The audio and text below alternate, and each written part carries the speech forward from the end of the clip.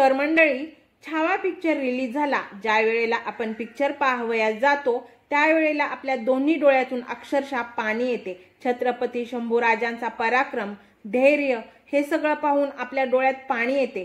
शेवटचे जे 40 मिनिटे आहेत ते अक्षरशः आपल्याला श्वास रोखून धरायला लावतात.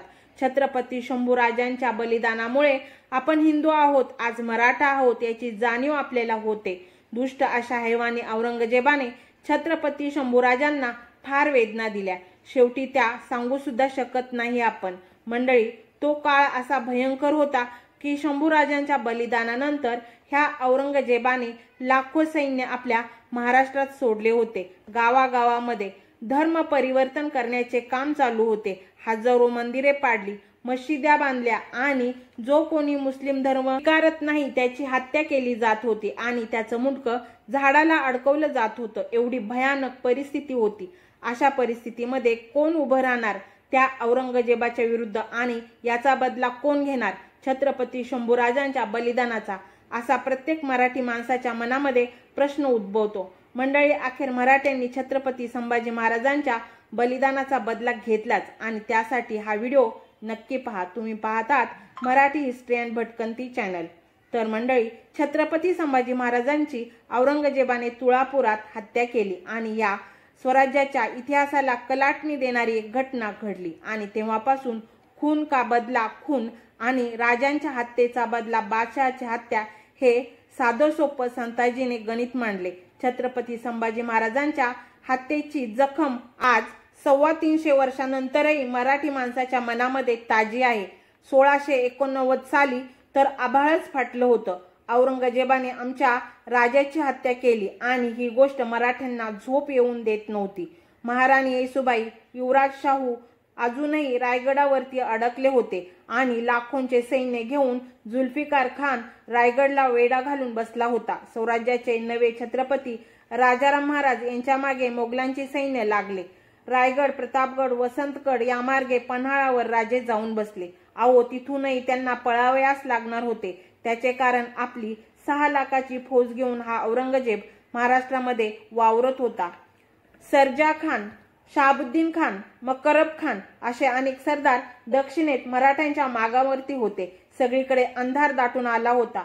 अहो, मराठ्यांच्या स्वराज्यावरील सूर्य आता कधी उगवेल असा प्रश्न सामान्य माणसाच्या मनामध्ये पडला होता. सगळीकडून पराभवाच्या बातम्या, फितुरीच्या बातम्या येत होत्या. मोठे मोठे सरदार, मोठे मोठे वतनदार आमिषाच्या पोटी मोगलांना मिळत होते. पण आता या मराठ्यांच्या मनाला उभारी मिळणार तरी कशी? पुन्हा कधी मराठे छत्रपती शिवरायांच्या प्रमाणे सर्व दिशा काबीज करीत राहणार हा प्रश्न अवघड होता. पण तेव्हा हे काम करायची जबाबदारी घेतली छत्रपतींच्या तालमीत तयार झालेल्या 2 शूरवीर मावळ्यांनी. तर मंडळी, शूरवीर मावळे होते धारकरी. त्यापैकीच एक होते सरसेनापती संताजी घोरपडे आणि दुसरे होते धनाजी जाधव. एक भयान काळोखाच्या रात्री संताजी घोरपडे आणि धनाजी जाधव शंभू महादेवांच्या डोंगरात एक योजना आखली. या दोघांनी या महाराष्ट्रावरचं औरंगजेबाचं संकट जर घालवायचं असेल तर औरंगजेबालाच संपवलं पाहिजे आणि हा विचार पक्का केला दोघांना. फलटण, बारामतीच्या जवळ रणमस्त खान आणि शहाबुद्दीन खान यांच्यावरती धनाजीने चालून जायचे आणि त्या ठिकाणी संताजी म्हणाले, माझ्या पथकानिशी मी तुळापूर मुक्कामी जाऊन बादशहाच्या छावणीत घुसतो. आपण मराठे आहे ते बादशहाला कळाले पाहिजे. आणि त्याच पद्धतीने संताजीने निवडक 2000 घोडेस्वार त्या ठिकाणी बरोबर घेतले. संताजीचे बंधू बहेरजी मालोजी हे दोघेही बरोबर होते आणि त्यांच्या बरोबर विठोजी चव्हाण. घोरपडे घराण्याचे हे तिघेही पुत्र एकाच वेळी बादशहाच्या 5 लाखाच्या फौजेत घुसणार होते. काय ही स्वराज्यनिष्ठा! कदाचित तिघेही कापले गेले असते, पण आपल्या जहागिरीचा प्रश्न त्यांना शिवलाच नाही.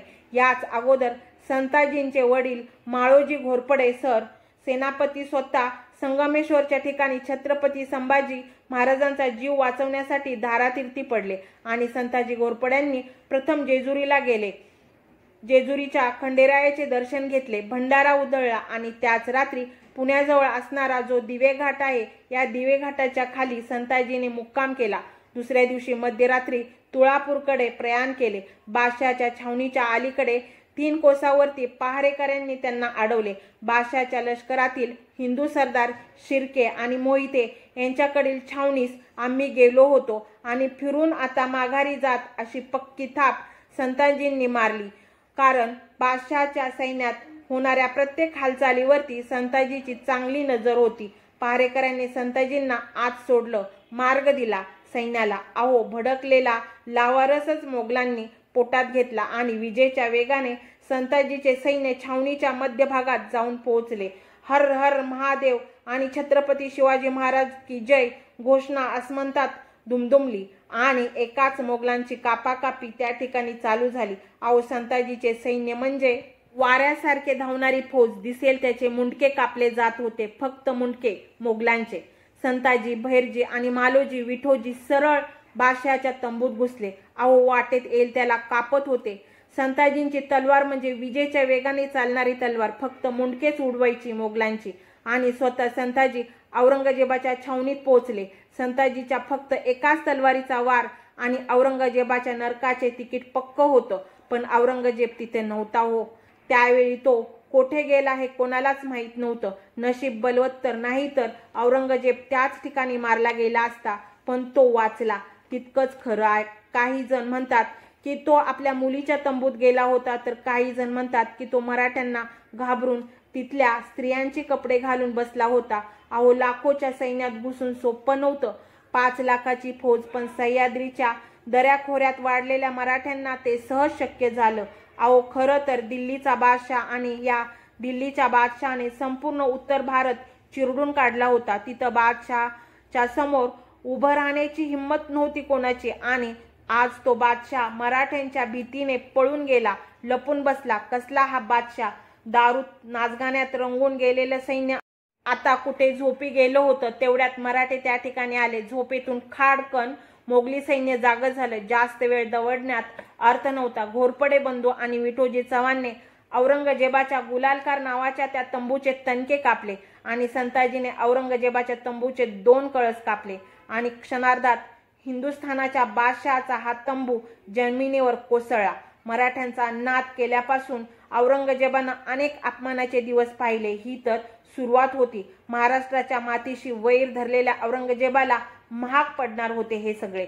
ज्या वेगाने मराठे आले त्याच वेगाने औरंगजेबाच्या तंबूचे कळस कापून, म्हणजेच औरंगजेबाचं नाक कापून मराठे हर हर महादेवाच्या घोषणा देत परत 5 लाखाच्या फौजेतून बाहेर पडले आणि तेथून ते सरळ सिंहगडच्या पायथ्याशी पोहोचले. सिंहगडचा किल्लेदार सिदोजी गुजर स्वतः खाली येऊन स्वागत त्या ठिकाणी केलं. जखमी मराठ्यांचे जे सैन्य होते त्यांच्यावरती औषधोपचार त्या ठिकाणी केला. तर त्या दिवशी संताजींनी विचार केला की आता तडका द्यायचा तो रायगडाला वेढा घातलेल्या जुल्फिकार खान याला. संताजींच्या त्या छोट्याशा सैन्याने गनिमेकाव्याने जुल्फिकार खानाला देखील लोळवलं. पण खानाचे हजारो सैन्य त्या ठिकाणी होतं. 1,500 सैन्यांचा टिकाव कसा होऊ लागणार. परंतु त्या ठिकाणी संताजीनं हजारो मुघलांची मुंडकी कापली तरी सुद्धा आणि या जुल्फिकार खानाचे 5 हत्ती मिळवले आणि हत्ती घेऊन वाई सातारा मार्गे महाराजांच्या दर्शनासाठी पन्हाळगडावर गेले. इकडे धनाजी जाधवाने ठरल्याप्रमाणे रणमस्त खान आणि शहाबुद्दीन खान यांना झोडपून काढले आणि त्याचमुळे हे दोन्हीही सरदार बादशाह आणि जुल्फिकार खान याला मदतीला येऊ शकले नाही. सगळीकडून अंधार दाटून आलेला असताना मराठ्यांच्या या पराक्रमाच्या घटनेने नवचैतन्य निर्माण झालं. प्रत्येकाच्या मनात लढण्याचा निर्धार त्या ठिकाणी पक्का झाला. हे ऐकून छत्रपती राजाराम महाराज अतिशय आनंदित झाले. संताजी घोरपडे यांना ममलकत मदार म्हणजे स्वराज्याचे आधारस्तंभ ही पदवी दिली. भैरजी घोरपडे यांना हिंदूराव ही पदवी दिली आणि मालोजी घोरपडे यांना अमीर उमराव ही पदवी दिली. विठोजी चव्हाण यांना हिम्मत बहादूर ही पदवी राजाराम महाराजांनी दिली. आणि छत्रपती राजाराम महाराज म्हणाले की प्रथम लढाई शिवाजी महाराजांच्या नावाने केली आणि यश त्या ठिकाणी आले आणि बादशाच्या डेऱ्याचा कळस कापला.